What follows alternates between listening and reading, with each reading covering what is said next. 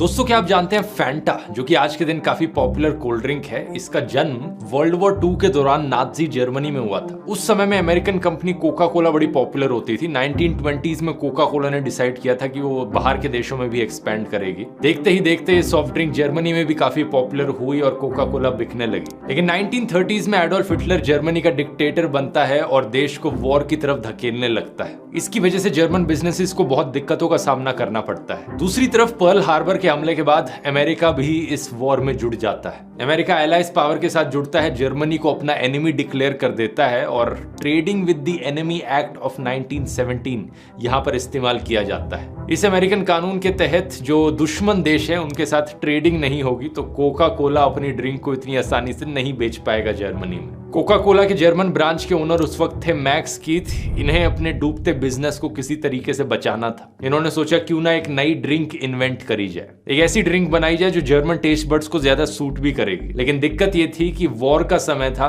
Ration की कमी पड़ रही थी, तो जिन इंग्रेडिएंट्स का यूज किया जा सकता था वो सिर्फ बचे कुछ इंग्रेडिएंट्स थे बाकी इंडस्ट्रीज के, जैसे apple fibres, fruit shavings, pulp, beet sugar, cheese के बाय प्रोडक्ट व्हीट, चीज का बाय प्रोडक्ट वे। तो इन्हीं सारे बचे कुछ इंग्रेडिएंट्स का इस्तेमाल करके एक नई ड्रिंक बनाई गई उस समय में। और जब नाम डिसाइड करने का टाइम आया तो कीथ ने अपनी टीम से पूछा कि अपनी इमेजिनेशन का इस्तेमाल करो। उनकी टीम ने अपना दिमाग लगाया और सोचा क्यों ना इसका नाम फैंटेसी या इमेजिनेशन शब्द पर ही रख दिया जाए। जर्मन शब्द फैंटेसी, जो कि SIE करके लिखा जाता है, इंग्लिश शब्द फैंटेसी से काफी सिमिलर है और इसी का ही शॉर्ट इन्होंने फैंटा नाम रख दिया इस ड्रिंक का। कुछ इस तरीके से कोका कोला ने अपनी डूबती हुई सब्सिडरीज को बंद होने से बचा लिया एक वॉर के समय में भी। वर्ल्ड वॉर 2 की कहानी और जानना चाहते हैं, यूट्यूब पे सर्च कीजिए ध्रुव राठी वर्ल्ड वॉर 2, पूरे लंबे फुल लेंथ वीडियोस मिल जाएंगे इसमें।